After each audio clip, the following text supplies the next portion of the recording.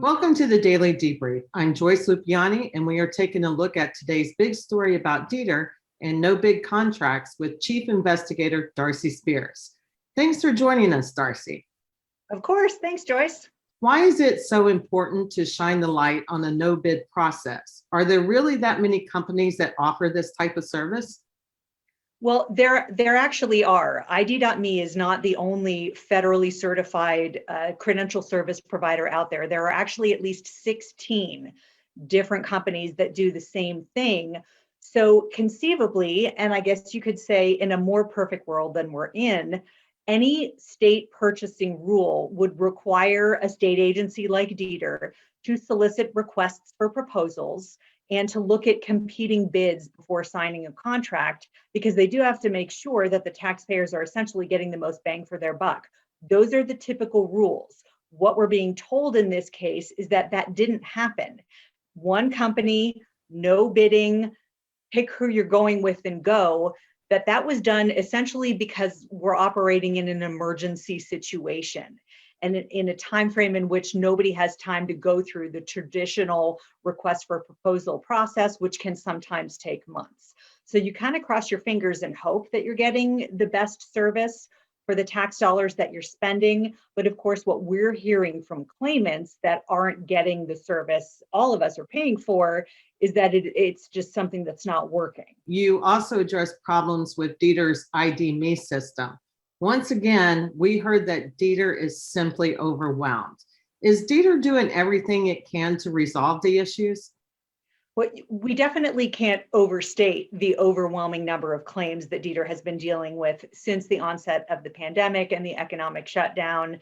It is like nothing anyone's ever seen in our history. So yes, they're overwhelmed, and yes, they continue to be overwhelmed. And again, that goes without saying that that's a factor here. But what a lot of folks who are having trouble are thinking at this point, after we're a year in, is that they should have it figured out by now. They should have beefed up their IT department, their technology, their ability to kind of roll with the punches in order to better service the overwhelming demand. So they will tell you that, yes, they are doing everything that they can and that they're constantly having to update their code and to reprogram and to constantly deal with federal rules that are changing, eligibility requirements that are changing, and that it's really difficult to keep up with that stuff. However, again, they've had a year to kind of at least get some of those baseline things ironed out. So the frustration remains. And a lot of people do feel that they're just not doing the best job that they could be doing to serve the Nevadans who still need them. I know that I've personally talked to a lot of people that feel that way. We get like phone calls and messages pretty much every single day from people who feel like Dieter aren't doing quite enough or doing it fast enough. Something I am really curious about, is Nevada the only state suffering through these issues, or is this more of a system-wide failure? Is this happening all over the country? Well, it's easy to feel like we're operating in a vacuum. The people of Nevada see what the people of Nevada are going through for the most part. We don't hear the local news reports from other cities in other states where there is also a significant unemployment benefit implementation issue.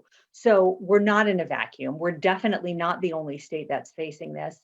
A lot of other states, especially those with high unemployment rates, and I think we're the worst, maybe competing with Hawaii, are also having issues and backlogs and people that are waiting far too long to receive their benefits. On a federal level, they've acknowledged that there's an issue there too, in terms of there not being kind of a baseline system, and the Department of Labor is working on improving that. So even though whatever they fix isn't going to be a one-size-fits-all type of system or program, the feds can roll something out that creates a more level playing field for states across the country so that when they do have to make changes, it's quicker and it's also easier.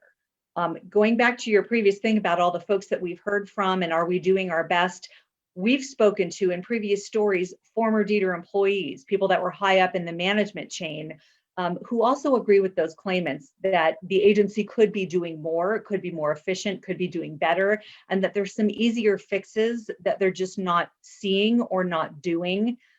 Some complained about failures of leadership at the top in the early days. I think we're seeing a little bit less of that now as we have some consistency. But definitely, I don't think it's fair to say that they're doing everything they can. That in the context of having to consistently update and roll with federal changes that now the federal government is seeing, we need to do something to help them along. If you would like to read today's big story, please visit ktnv.com. Right now, stay with us for more local coverage after the break here on KTNV Streaming, Las Vegas News on your time.